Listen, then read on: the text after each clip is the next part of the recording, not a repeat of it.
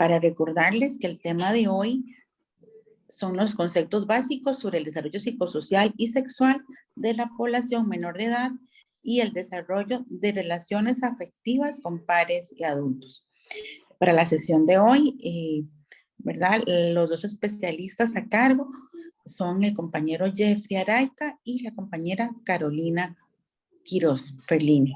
Así que damos la bienvenida al compañero Jeffrey, que será el encargado de dar inicio a esta sesión.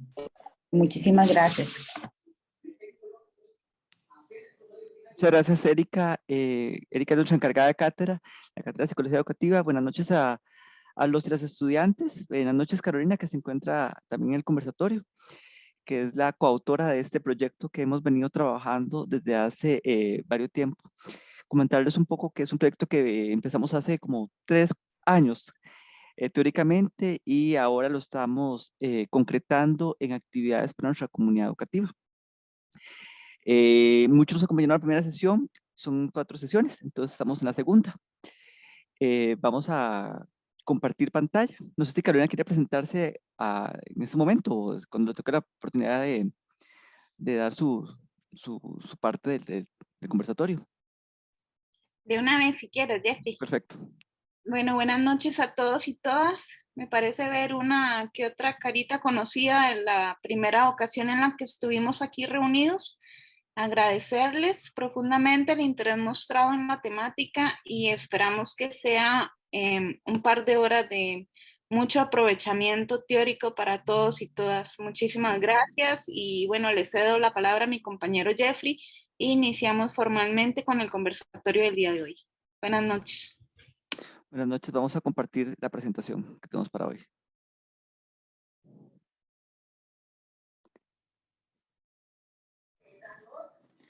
Disculpa, Jeffrey, ¿vas a grabar la sesión? Está grabándose ya en estos momentos. Perfecto. Gracias. Gracias, quédase grabada. Ok, es el conversatorio número 2, como lo indicaba doña Erika. Estos son los temas que vamos a abarcar. Erika nos dio realmente el objetivo, ¿verdad? Pero vamos a ver vinculación afectiva, teorías del apego, estilos de crianza, desarrollo psicosocial, sexualidad infantil, objetivos de la educación sexual en la primera infancia y contenido por cubrir en el trabajo con personas menores de edad. Es algo muy amplio. Ustedes se van a ser identificados porque va a haber materia que hemos visto en las diferentes asignaturas que se ofertan en la cátedra, pero ahora con una visión desde el tema que estamos tratando, evitar la violencia, todo tipo de violencia y todo tipo de abuso. Entonces vamos a ver cómo esa teoría que nosotros vemos todos los cuatrimestres nos van a ayudar. Ahora sí, eso tan teórico que veíamos allá, los que estamos autores, ahora concreto en este tema en particular, y ustedes van viendo cómo pueden aportar para su vida, para sus amigos, para su comunidad, para los centros educativos, toda esa información ya práctica. Okay, para comenzar, vamos a ver un video introductorio. Ustedes me van a indicar si lo logran ver y escuchar. A ver, sí.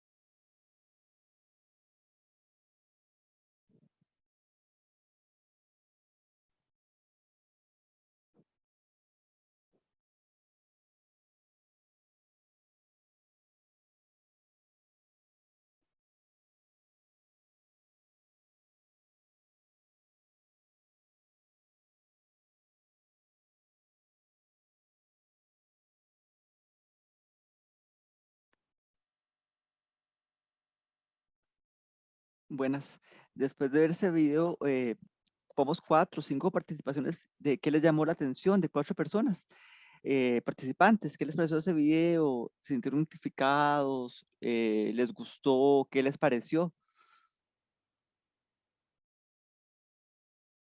Pueden abrir el micrófono y expresar lo que les pareció, lo que sintieron, se identificaron con el video, si les llamó la atención, qué les llamó la atención o no les llamó la atención, lo que quieran comentar. Hola, buenas noches. Buenas noches. Mi nombre es Nuria Mena. Buenas noches, Nuria. Gracias. Me gustó mucho el video. em, Deja ver la importancia de cuidar las emociones de los niños. Ujú. Qué importante saber que para un adulto a veces una emoción de un niño puede pasar desapercibida porque para un adulto es diferente ya. Es una vivencia Entonces, muy diferente, sí, a la que viven los niños en esa edad de formación, de personalidad y demás. Exacto. gracias. Muchas gracias, Nuria, por su intervención. ¿Otras intervenciones? ¿Alguien que quiera comentar?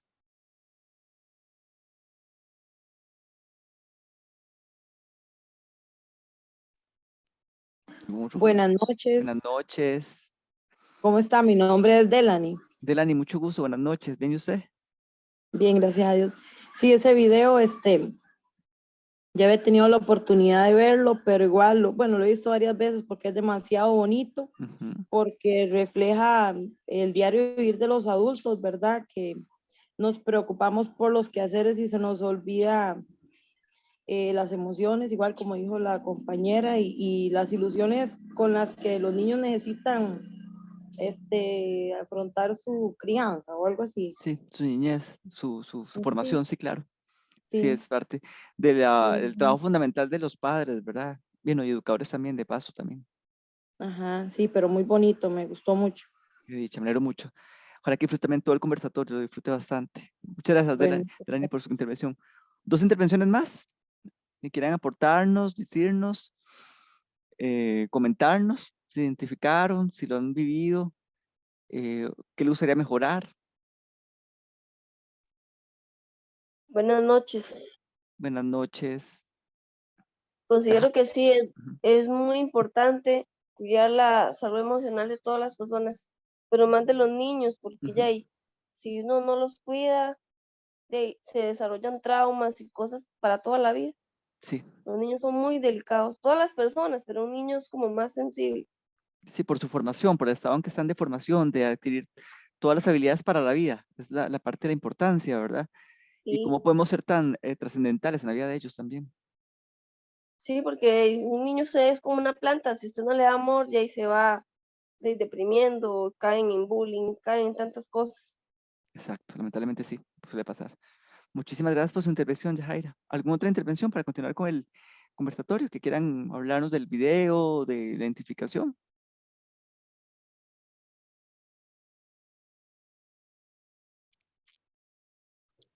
Buenas noches, soy Buenas, Antonieta. buenas noches, Antonieta. Yo les quería agregar que, bueno, la importancia de no caer en la rutina, porque todos vamos haciendo un círculo y el mantenernos ahí no solo enferma el entorno de las personas que viven con nosotros, sino a nosotros mismos. Y la importancia de analizar quiénes están con nosotros, no solo por los pequeños que están en la formación, sino de nosotros mismos, que Ujú. nos vamos oscureciendo, vamos perdiendo la sonrisa, dejamos de vivir, nada más continuamos ahí con las cosas. Entonces, ponerle atención no solo a los pequeños, sino a nosotros y a las personas que nos acompañan en la vida. Exactamente. Muchísimas gracias por su intervención, muy valiosa. Entonces, de inmediato damos paso con el tema que nos trae a colación, que es la vinculación afectiva. Si ustedes ven, todos tenemos vínculos afectivos del momento cero, ¿verdad? Es nuestra naturaleza tener ese apego, ese vínculo. Cuando hacemos, bueno, la madre, el padre, uno empieza un vínculo afectivo, una emoción, y entonces durante la vida usted va viendo que usted ocupa esos vínculos, esas relaciones con nosotros. Entonces usted al principio tiene su grupo, primero sus papás, su mamá y su papá tienen ese vínculo de afecto. Luego, a como va avanzando la vida, va teniendo compañeros en la escuela, en el colegio, y va teniendo ese grupo de apego que nos ayudan en la vida.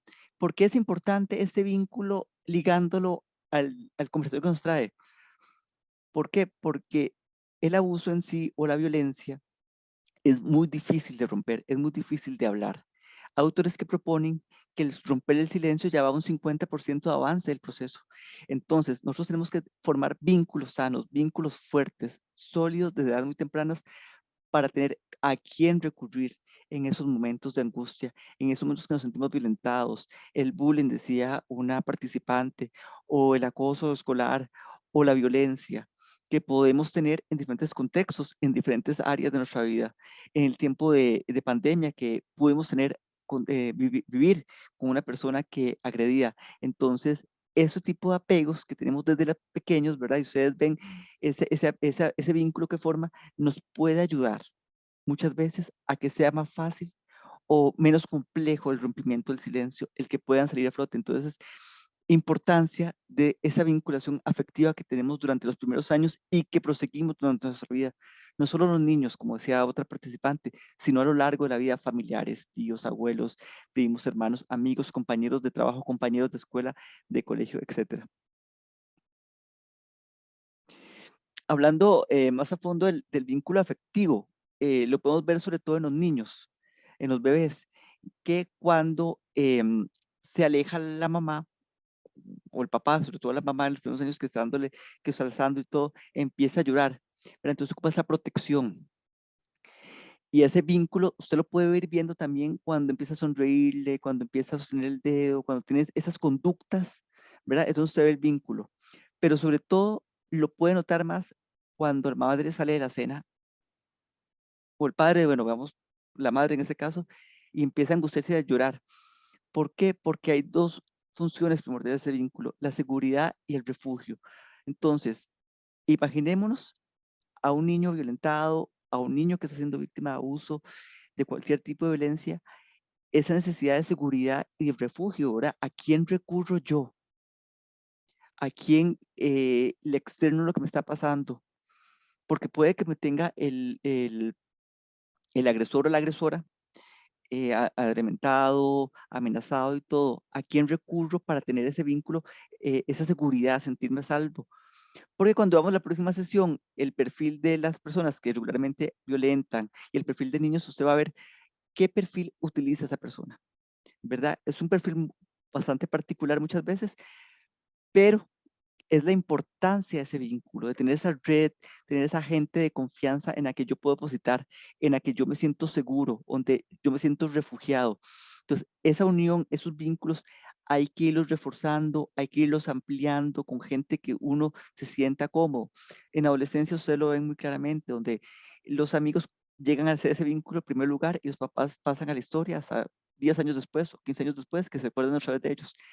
Pero esos vínculos son importantes porque puede ser a la persona que yo recurra para romper el silencio y para empezar a tener un proceso de sanación y bueno, de denuncia también formal, pero sobre todo de sanación de ese secreto que me hacen tenerlo oculto, poderlo expresar. Muchas veces, ¿por qué no? El vínculo afectivo se puede dar en las escuelas con los educadores, las maestras y los maestros, que puede ser esa figura a quien recurra el niño o la niña en caso de ser violentado y explicar lo que está pasando, ¿verdad? De externar esa situación. Entonces, vean la importancia del vínculo, vean la importancia de sentirse refugiado, sentir seguridad. Posiblemente no sea no es nada familiar, pero un maestro o una maestra, así como ustedes, futuros educadores, pueden ser esa persona que les brinde seguridad al niño y que pueda romper el silencio, porque para ellos es muy duro lo que están pasando y no entienden, ¿verdad? Y peor aún, si la persona que violenta y todo es una figura que fue también una figura afectiva, donde tuvo un vínculo. Entonces, romperlo es aún más complejo. Ok, eso nos lleva a otra temática muy importante que nosotros retomamos siempre en nuestras materias, en nuestras asignaturas que ofertamos y que ahora vamos a verlo desde otra manera, el apego. esa relación que tenemos con ciertas personas, que me siento pegada y usted ve a los papás diciendo, pero es que ese muchacho, esa muchacha solo anda con esos amigos para arriba y para abajo, esos amigos para arriba y para abajo, y son esas personas que nos dan contención, que tenemos afinidad, que nos dan contacto físico, que nos dan aprecio, que todo. Y es importante tener diferentes tipos de apego con diferentes personas. ¿Por qué?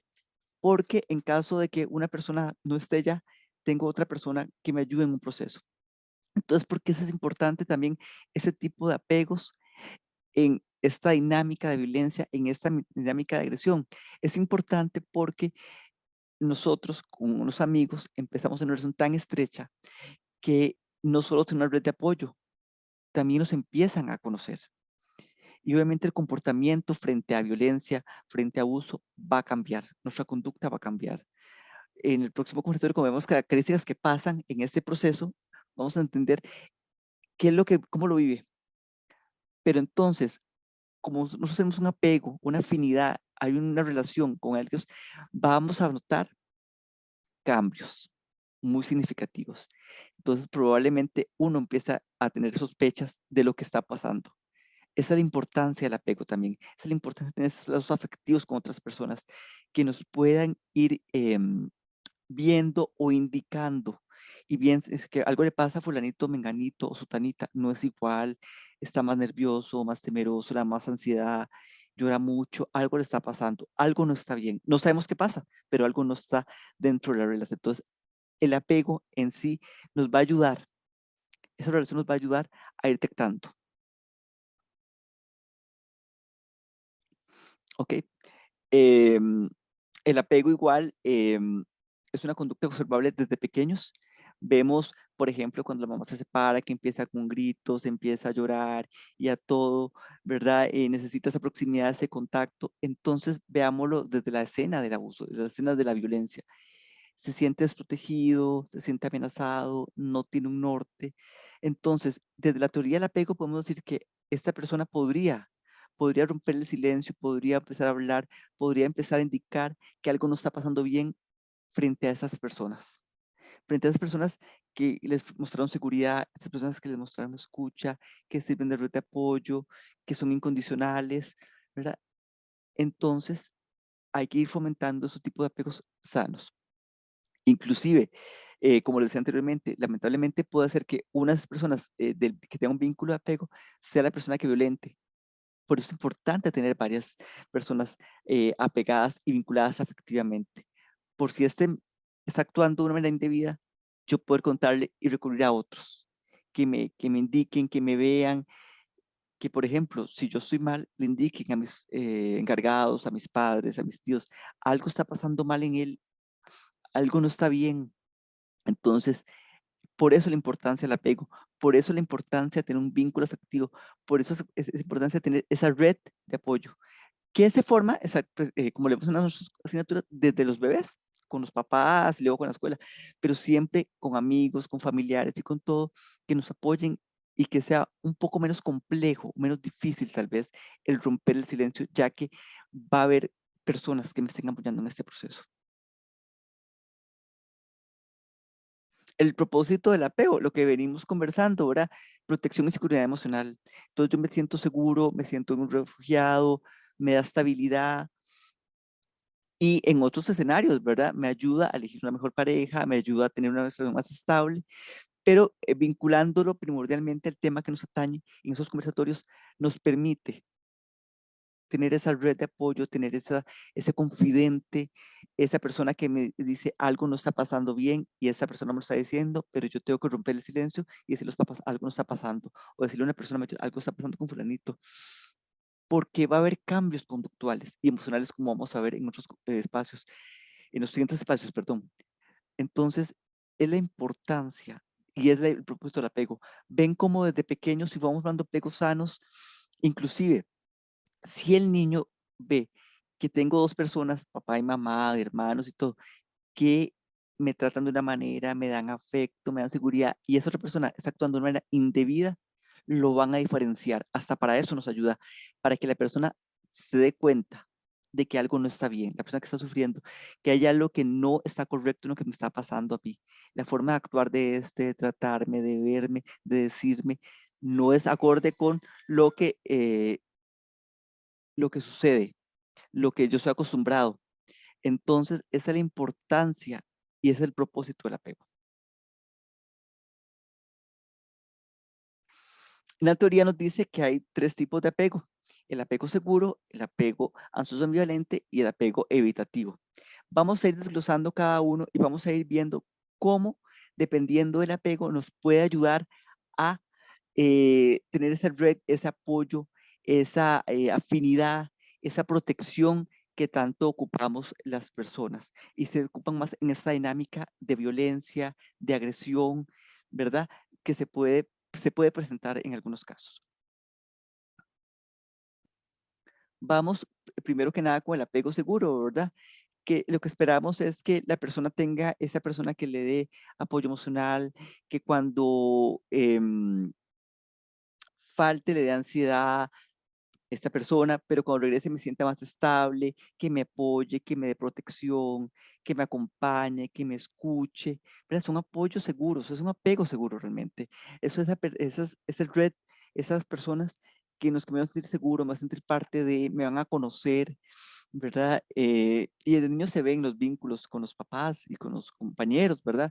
Cuando faltan los compañeritos a la escuela, entonces me hacen falta y ya cuando regresan son todos calurosos y regresan y son amigos. Estos apegos nos van a permitir y ayudar a que me den contención en un momento dado, a que me conozcan bien y puedan romper conmigo el silencio y me acompañen en ese proceso, ¿verdad? Entonces, esas relaciones sanas, ese apego seguro, donde yo me siento confort.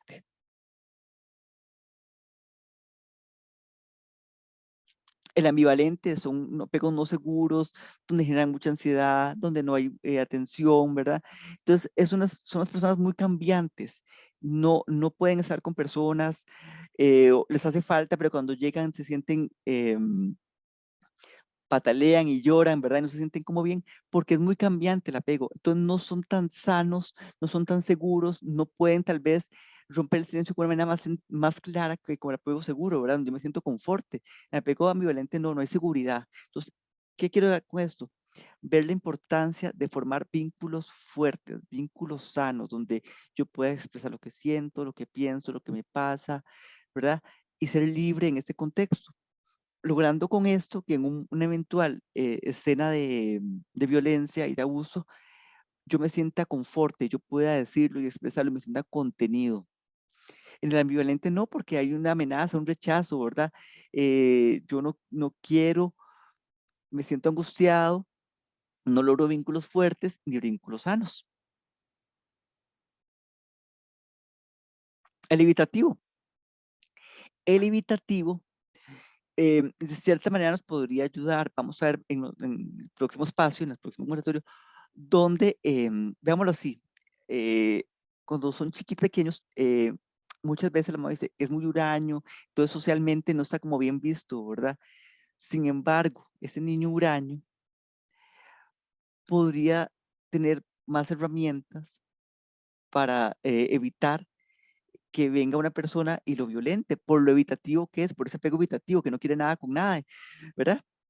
Pero también, por otro lado, si es víctima de un tipo de abuso, un tipo de violencia, como evita el apego, podría ser difícil para él o para ella romper el silencio, ya que no tiene esa base segura a quien vincularse, no tiene esa red de apoyo, no tiene sus compañeros, esos amigos que lo apoyen, porque ellos evitan contacto. Entonces, de alguna manera, podría ser que al evitar, puedan evitar también que se violenten, pero si se violentan también no tienen ese apego hacia esa persona, esa red de apoyo, esos papás, esos amigos que le den contención y que vean los cambios y que vean que algo está pasando diferente, que llora más, que se aísla, que todo lo maximiza o minimiza. Esos cambios conductuales, como evita contacto, evita apegos, evita todo tipo de relación, ¿verdad? Tipo de emociones, entonces va a ser difícil que logren expresar lo que tengan ese apoyo, esa contención. A diferencia del seguro, que va a sentirse oído, escuchado y apoyado por las personas. Ahora, el estilo de crianza va a marcar una gran diferencia. O sea, fijémonos en nos criaron, ¿verdad? Papá o mamá o tíos, abuelos, vecinos, ¿verdad? El estilo de crianza va a permitir también que el niño o la niña se sienta en mayor confianza para expresar lo que siente y lo que le pasa. Entonces, todo esto que estamos viendo del apego es como una parte preventiva que podemos hacer.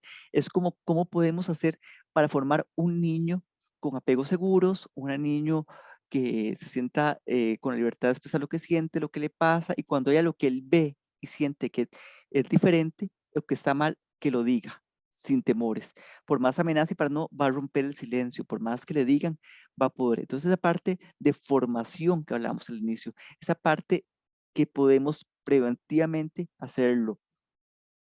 Esa parte donde nos va a dar luces y apoyo para que el niño tenga herramientas para decirlo. Entonces el estilo de crianza va a ser sumamente importante, sumamente trascendental para ese rompimiento del silencio, del secreto.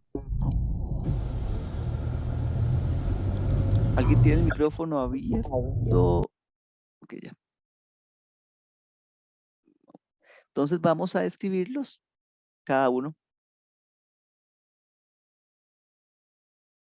Vamos primero con el autoritario, que es donde es una línea completamente vertical, donde el papá es el que manda, es donde hay una rigidez absoluta, que no se puede romper lo que pasa, ¿verdad? Hay una orden nada más, se hace así porque se acabó. Entonces, imaginemos por un momento este niño que está pasando por una situación fuerte, traumatizante, y entonces dice, "Yay, pero si yo digo, posiblemente mi papá no me crea o me pegue, ¿verdad? O no me siento parte, porque somos papás rígidos, que es aquí lo que yo digo y se acabó, no hay diálogo, no hay apego, solo hay mandatos, es esa rigidez. En el pasado, muchas personas fueron formadas así, donde solo papá y mamá mandaban, no había derecho a hablar, no había derecho a expresarse, a decir lo que se siente y todo. Entonces, si no hay derecho a expresar, ni siquiera, por ejemplo, no me gusta tal ropa o no me gusta tal cosa, menos para algo tan grave, ¿verdad?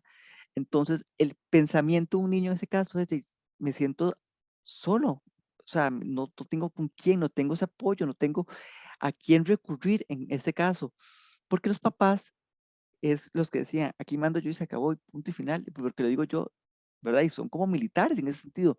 Entonces, eso provoca que el niño tenga la confianza para abrirse, para contar lo que está pasando. Entonces, en el pasado hubo esa estructura. De hecho, hubo maestros educadores en el pasado que cuentan, yo no lo viví, pero me han contado que tenían esa rigidez de autoritarismo, donde estaba aquí el docente y aquí el alumno, entonces hasta agresiones físicas habían en, en los salones de clase y se podían ver porque tenían una autoridad, pero era ya muy marcado a nivel de violencia, más bien. Igual en la casa. Entonces, imaginemos a esos niños donde una represión absoluta, donde no podían expresarse, donde no pueden hacer nada, ¿cómo hacen para romper el silencio? ¿Cómo hacen para hablar lo que están pasando?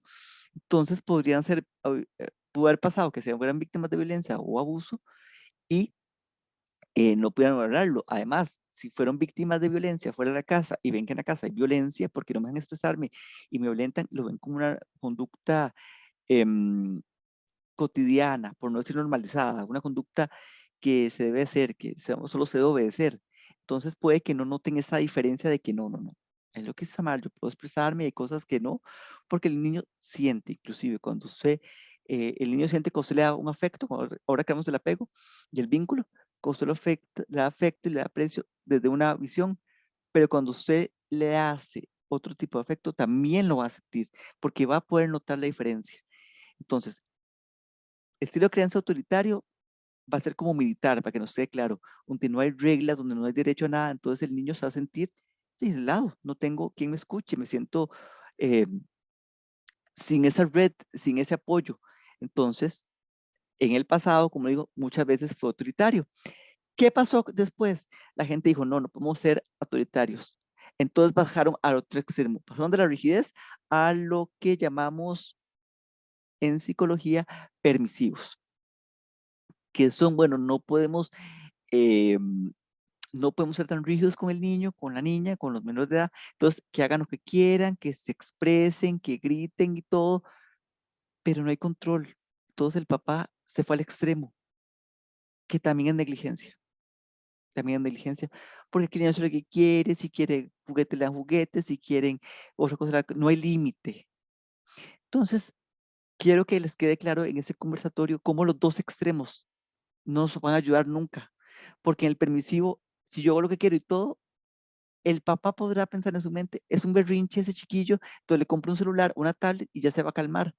No va a notar que los cambios en conducta se pueden deber a otra situación.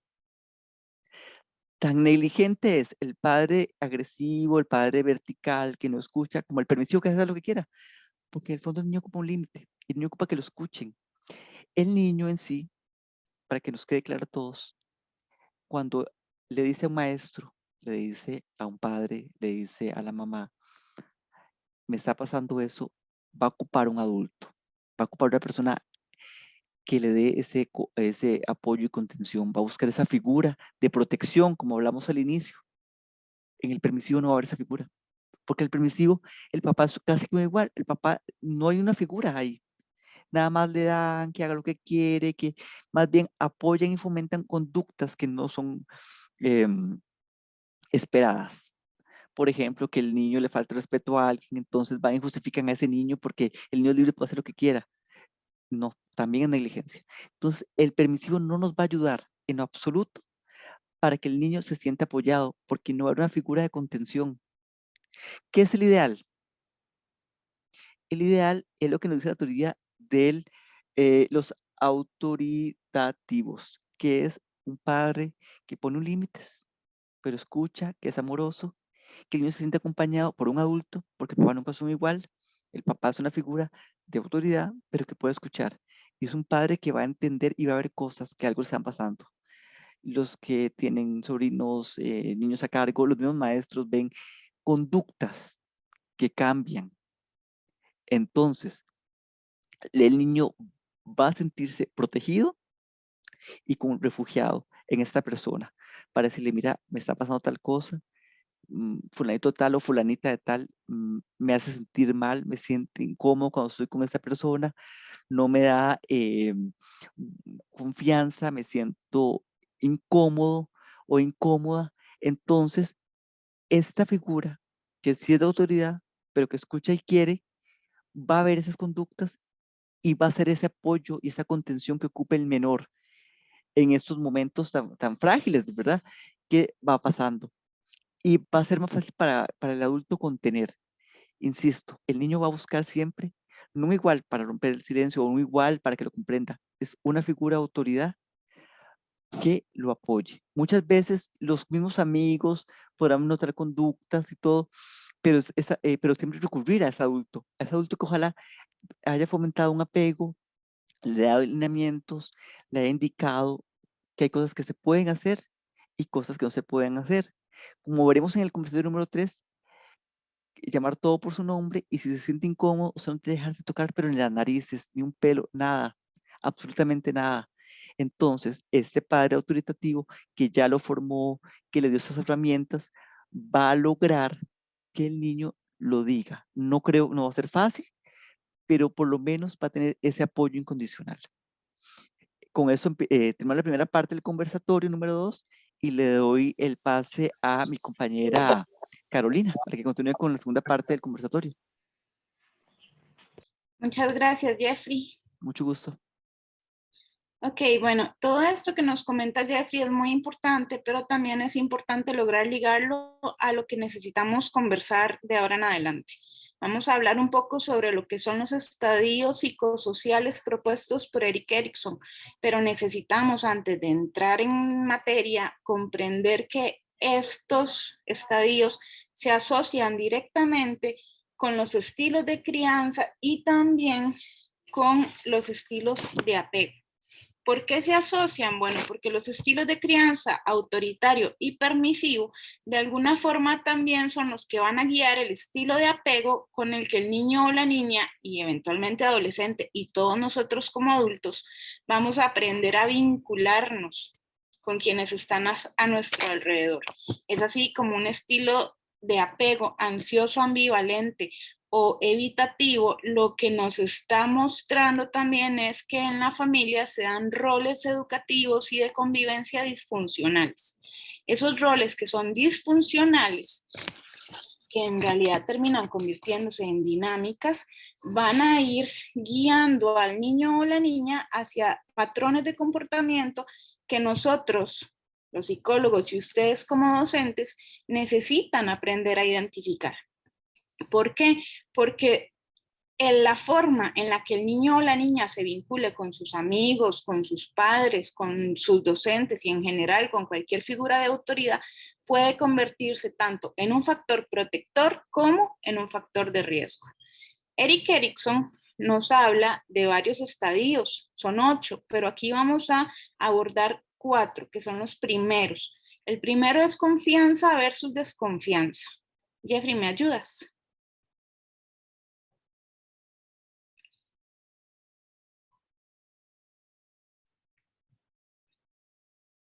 Ok, en confianza versus desconfianza, lo que se aborda es que el niño recién nacido hasta aproximadamente los 18 meses, o sea, un niño lactante, encuentra en su figura de apego más próxima, que es la madre, la fuerza fundamental y la certeza interior de que a nivel físico, o sea, a nivel de alimentación, de higiene, de calidad de sueño y demás, todas sus necesidades básicas son resueltas y cubiertas, y que a nivel emocional también va a tener todo lo que requiere. Por eso es que se habla mucho de que cuando un niño llora, no hay que dejarlo desatendido. No hay que decir, ay, no, déjenlo llorar para que se aprenda a dormir solo, o déjenlo llorar porque eso es un berrinche, o peor aún, déjenlo llorar porque lo que está haciendo es tratando de manipularlos. Y bueno, un niño no manipula. Para manipular hay que tener toda una certeza de qué es lo que yo quiero conseguir, cómo lo quiero conseguir y qué estrategias voy a utilizar para llegar a eso, haciendo sentir a la otra persona culpable. Y bueno, un bebé no tiene esa capacidad cognitiva. Entonces, el niño necesita ser acogido, recibido, amado, sentirse nutrido, tanto física como emocionalmente, y sentir que todas sus necesidades básicas están siendo cubiertas en tiempo y forma. Cuando un niño o una niña recibe todos estos cuidados, logra superar la etapa sintiendo confianza a sus figuras de apego principales, que normalmente son papá y mamá, pero en general es cualquier cuidador. ¿Qué pasa cuando todo esto no es resuelto? Bueno, el niño o la niña lo que aprende es a desconfiar del medio y a desconfiar de las personas que tiene cerca. Entonces, cuando las necesidades no son satisfechas, la separación y la confusión caen sobre el niño o la niña y por ende también sobre el significado de la vida que él o ella va a desarrollar en etapas posteriores. Jeff, por favor.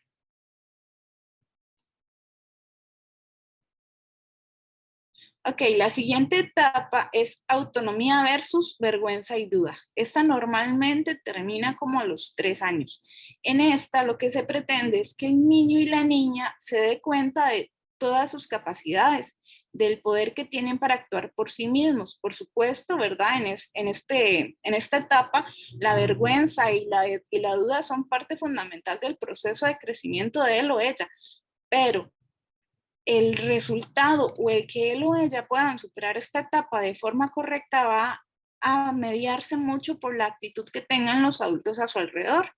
Por ejemplo, si él o ella quiere intentar algo nuevo y nosotros como personas adultas que estamos cerca de él o ella, lo primero que hacemos es empezar a cohibirlo, empezar a decirle, no es que usted no puede, no es que usted no debe, no es que se va a hacer daño o etcétera, lo que vamos a empezar a generarle a él o a ella es el sentimiento de incapacidad, la sensación de que por más que quiera, no va a lograr conseguir sus metas.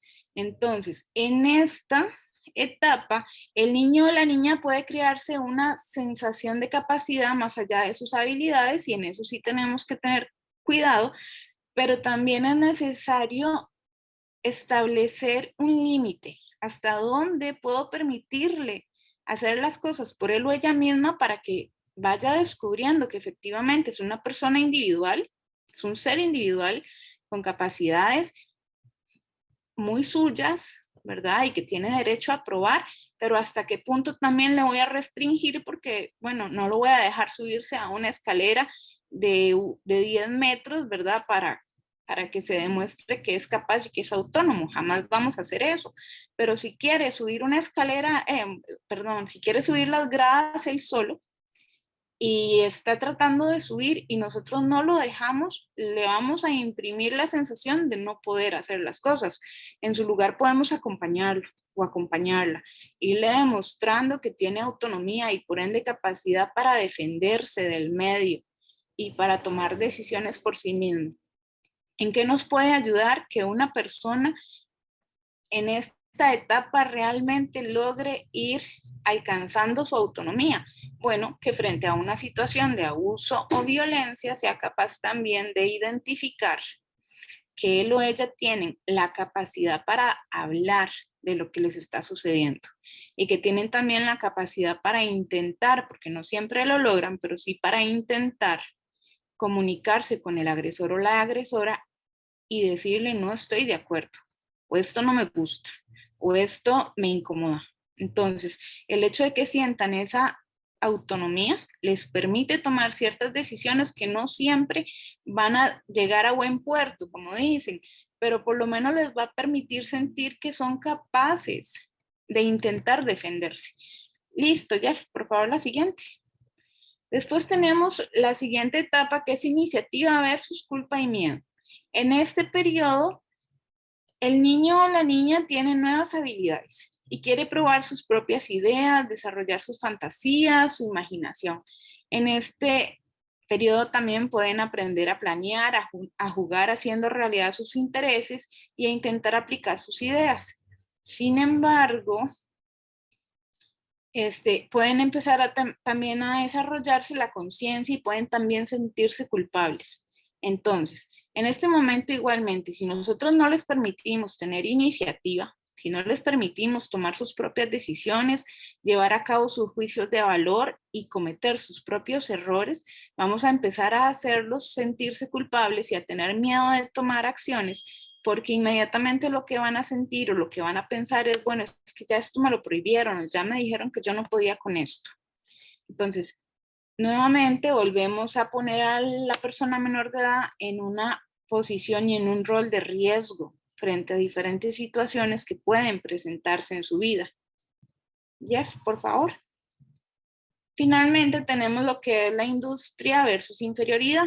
Aquí es nuevamente en función de los padres y de los profesores ayudar a que los niños desarrollen sus competencias, ayudarlos constantemente a que ellos sientan que son capaces y que en caso de que no lo logren nosotros, nuestra actitud primordial sea la de apoyo en vez de la de crítica. Porque si nosotros vivimos criticando los intentos y los avances de la persona menor de edad y no permitimos que él o ella experimenten y cometan errores, lo cual es muy normal, que todos, absolutamente todos cometamos errores. En el momento en el que se enfrenten a una situación de riesgo, otra vez enfrentándose a una situación de riesgo, esa sensación de inferioridad, de menor valía, les puede hacer sentir que son merecedores también del daño que están recibiendo. Y en esto tenemos que tener claro que hay consecuencias muy graves perdón, se me fue la palabra. Hay consecuencias muy graves a la hora en que nosotros no permitimos que la persona menor de edad se desarrolle. Por ejemplo, dentro de una situación de abuso sexual, que lo vamos a estar viendo la próxima semana, no, dentro de 15 días en el tercer conversatorio y también en el cuarto, se pueden dar situaciones de trauma, Estas personas pueden desarrollar un trastorno de estrés postraumático al no haber podido hacer frente a la situación de abuso en el que se encontraban. Y no es necesariamente por no haber podido frenarlo, porque normalmente no sucede. Normalmente la persona menor de edad no tiene las capacidades físicas más que nada para poder frenar el abuso. Pero en el momento en el que se ven frente a esta situación y los sentimientos con los que ellos vienen desarrollándose son de inferioridad, de culpa, de vergüenza, les va a ser sumamente complicado poder enfrentarse a estas situaciones. También pueden encontrarse frente a disonancias cognitivas. Esto significa que ellos van a separar de su conciencia la figura del abusador y van a dividirlo en dos partes, la parte buena de esa persona y la parte mala. Normalmente la parte mala de esa persona queda eclipsada. ¿Por qué? Porque los sentimientos de inferioridad y de vergüenza le hacen sentir a la persona que está siendo violentada que es la culpable de lo que está sufriendo. Que ella o él es quien provoca la situación y que ella o él es quien tiene la culpa de lo que está pasando.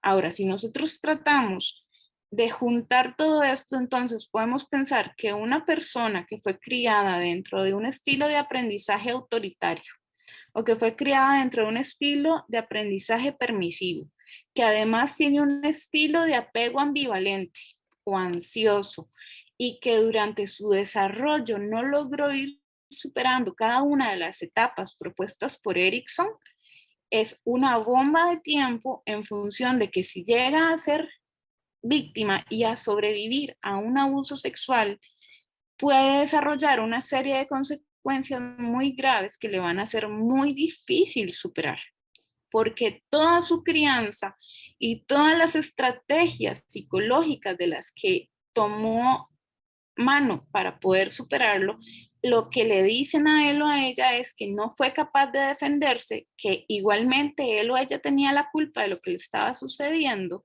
y la vergüenza no les va a permitir romper el silencio. Seguimos, Jeff. Ahora, todo esto, ¿verdad? Que son aspectos muy psicológicos y muy técnicos también, se pueden entremezclar con el manejo que hacen padres, madres y docentes en relación al manejo de la sexualidad en la población menor de edad.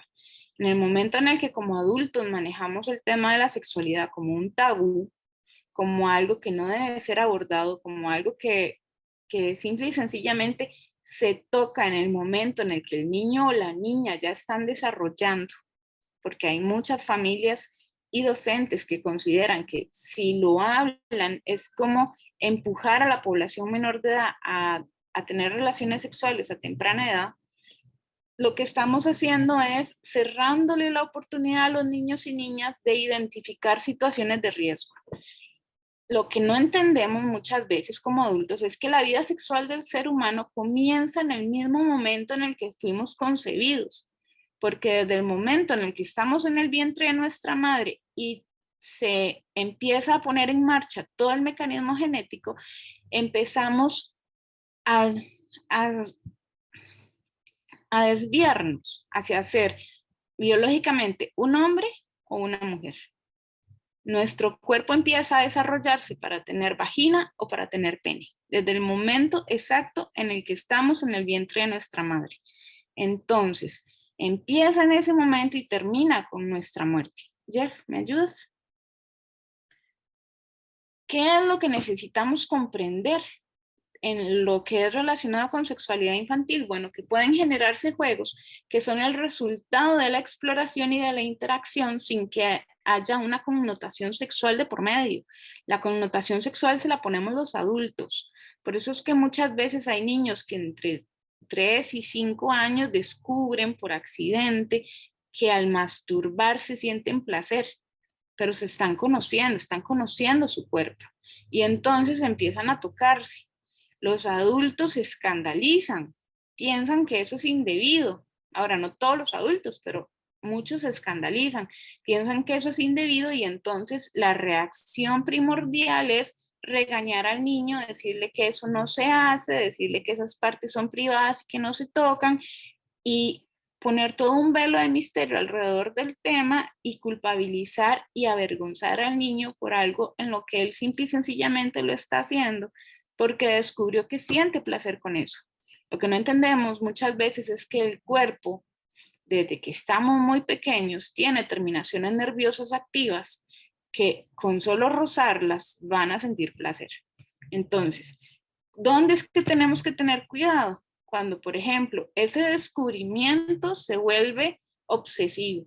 Cuando de forma compulsiva el niño o la niña se toca. Cuando no solo se toca a sí mismo o a sí misma, sino que tiene un lenguaje avanzado para su conocimiento sexual. Y cuando además muchas veces empieza a hacer este tipo de cosas con otros niños y niñas de su misma edad, más pequeños o más grandes. ¿Por qué? Porque entonces ya ahí nosotros podemos tener la idea y podemos empezar a sospechar sobre la posibilidad de que alguien mucho mayor y con mucho mayor conocimiento también esté haciendo cosas con él o ella que no son ni apropiadas ni propias de la edad de la persona menor de edad. Ahí es en donde sí tendríamos que tener cuidado, pero no podemos embestir esto de todo un velo de misterio y de tabú y regañarlos y hacerlos sentir vergüenza y miedo por haber descubierto su cuerpo, porque entonces lo que les estamos transmitiendo es que es algo malo, que es algo que no se habla, que es algo que no se comunica. Y en el momento en el que están en riesgo, es muy probable que lo que recuerden sea, no debo hablarlo porque es tabú, no debo hablarlo porque es privado, en lugar de tengo que ir y contarlo con prontitud porque resulta que esto es algo que a mí me incomoda, que es algo que no me gusta y es algo que me está pasando y yo tengo que decirlo. Más adelante los chicos, una vez que han empezado a encontrar todas estas situaciones en relación a su cuerpo, empiezan con las preguntas sobre lo que es su origen, cómo se hacen y cómo nacen los bebés y otros temas relacionados con la reproducción y las relaciones sexuales. Claro que todo esto va acomodado de acuerdo a la edad maduracional del niño. Si un niño de 4 o 5 años nos pregunta de dónde nacen los bebés, es una pregunta bastante adecuada para su edad. Pero si el niño o la niña nos pregunta por qué el pene tiene que entrar dentro de la vagina de la mujer y nosotros nunca hemos conversado eso con él o con ella, ahí sí ya es una pregunta que tal vez nos podría resonar y decirnos, ok, pero ¿de dónde sacas esa información? ¿Quién te la contó? Contame quién te dijo, ¿verdad? Tratando uno también de averiguar con mucho tacto, con mucho cuidado qué es lo que está pasando. Y eso lo hacemos nosotros cuando estamos en nuestro rol de papá o de mamá. Como docentes ya es un poco más complicado, pero podemos irnos dando una idea de por dónde pueden ir las cosas, de cómo se pueden estar desarrollando los hechos en su casa y entonces empezar a buscar apoyo para ver cómo podemos indagar con mucho cuidado sobre qué situaciones podrían o no estar se dando en el hogar de ese niño o esa niña. Ahora, los intereses y preguntas van a depender también de las vivencias que han tenido ellos. Si en la familia la sexualidad es expresada con naturalidad o si más bien es un tema que genera miedo, recelo, vergüenza, tabú, etc. ¿Me ayudas, Jeffrey, por favor? ¿Cuáles son entonces los objetivos claros y básicos de la educación sexual en la primera infancia? O sea, en niños pequeños e incluso ya llegando a lo que es escuela e inclusive muchas veces colegio, porque a veces llegan los muchachos y las muchachas al colegio y ni siquiera saben las cosas básicas. Bueno, ellos necesitan conocer, aceptar y cuidar su propio cuerpo sexuado. O sea, porque desde que nacen ya son seres sexuados. Tienen que darle un sentido y un significado propio y singular a ese cuerpo que ellos y ellas tienen. Tienen que reconocer y valorar las diferencias sexuales. Tienen que vivir y expresar la sexualidad en relación, es decir, teniendo en cuenta a las otras personas. Aquí es donde me devuelvo, ¿verdad? Y si uno se da cuenta de que un niño o una niña está teniendo conductas sexuales con sus compañeritos, ¿Será un tema de curiosidad o será un tema que ya nos tiene que preocupar? Esas son las cosas, ¿verdad?, en donde uno tiene que ir ayudándolos a ellos a entender que el cuerpo propio y del otro se respeta y hablarles con total claridad sobre los riesgos asociados a algunas situaciones y también hablarles con mucha claridad sobre las partes de su cuerpo. Ellos y ellas tienen que aprender a llamar a las cosas por su nombre y tienen también que tener muy claro que hay situaciones y toqueteos que si no les agradan, ellos pueden con toda confianza comunicarlo con uno. Jeff, por favor. Ok. Sobre la sexualidad, la conciencia de ser niño o niña es muy importante. Ellos desde muy pequeños tienen que ir logrando identificar este tema, tienen que reconocer el sexo y la valoración del propio cuerpo. Con sexo me refiero a si tenemos pene o vagina, porque eso es el sexo. Dentro de este último también deben aprender a nombrar las partes del cuerpo, como les decía hace un rato, y tienen que conocer cómo evolucionan sus cuerpos, cómo se mueven, cómo se expresan, cómo cuidar su salud y el abordaje del comportamiento que ellos tienen con otras personas. En este caso, tengo un ejemplo, una niña, un caso de hace unos años, en donde ella, cuando tenía aproximadamente 10 años, tuvo su primera menstruación. Y ella cuenta que ya es una mujer, ella contaba que se levantó de su cama, fue al baño a orinar y cuando se vio estaba bañada en sangre. Y ella lo primero que pensó fue que se estaba muriendo, que se estaba desangrando, que quién sabe qué le había pasado porque se estaba muriendo. Era una niña de 10 años que todavía no tenía un conocimiento certero de su cuerpo, no sabía que era normal menstruar en las mujeres, no sabía que eso le iba a suceder, no sabía cuándo, ni cómo, ni por qué. Y su primer pensamiento fue el de me estoy muriendo. Entonces, es muy importante que como adultos manejemos el tema de la sexualidad con total apertura. ¿Para qué? Para evitar justamente situaciones tan traumáticas como las que esa mujer en sus años de niñez vivió. Porque debe ser terrible despertarse un día, verte bañada en sangre y no saber qué está pasando contigo. No comprender qué es lo que te está sucediendo, no saber si de verdad te estás muriendo o si fue que te pasó algo y no te diste cuenta. Jeff. Después, hay que señalar la importancia de trabajar en las relaciones entre los niños y las niñas, la importancia de la amistad, lo valioso que son muchas veces los conflictos, porque sí, los conflictos son valiosos, nos enseñan a relacionarnos con los demás, hasta dónde se puede llegar con los juegos amorosos, saber leer también qué clase de juegos amorosos hay entre ellos y ellas, y es muy importante que se prevenga el abuso sexual. ¿Cómo prevenimos el abuso sexual desde nuestros hogares? Con una comunicación abierta, clara y sana, estableciendo relaciones de apego sanas, con un estilo de crianza autoritativo en el que les permitamos a ellos y a ellas enfrentarse a la vida por medio del diálogo y la conciliación, recordando nosotros que son personas de derecho, como lo veíamos en el conversatorio anterior, y a nivel del sistema educativo, haciendo exactamente lo mismo, recordando que son seres humanos, que merecen nuestro respeto, que no porque sean niños, niñas o adolescentes, nosotros estamos por encima de ellos, porque eso no es cierto, y permitiéndoles de forma abierta y sin miedo el que se comuniquen y hablen con nosotros. Jeffrey. Y con eso terminaríamos entonces lo que son los conceptos más teóricos del presente conversatorio. Nos parecen sumamente importantes porque son la base para comprender el desarrollo psicológico. ¿Hay un microfonito abierto? Cuando uno está liviano. Nos parece sumamente importante que se comprenda la base que todo ser humano tiene en relación a su desarrollo tanto psicológico como físico, como emocional y en sus relaciones familiares. esta base es la que muchas veces funge como factor protector contra todo tipo de violencia, tanto física como sexual como emocional, o la que en ocasiones también funge como un factor de riesgo para que este tipo de situaciones se establezcan en los hogares. Y muchísimas gracias.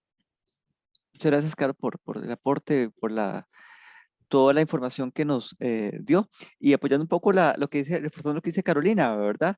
Esta conversatorio, el objetivo es ver la parte preventiva, ver la parte de formación y también tomar en cuenta que el pensamiento de un niño que está siendo abusado o violentado va a ser distinto al de la norma. Usted va a ver comportamientos muy diferentes, entonces, como Caro nos decía, va a haber pistas que nos pueden abrir la perspectiva, por eso hay que ver muy bien y escucharlos muy bien, pero sobre todo lo que no nos dicen, lo que dicen con conductas, con comportamientos, no con palabras a veces. Entonces, como la vez pasada, tal vez un moreto se lo ve, un brazo quebrado es muy visible, pero hay cosas que solo con la conducta.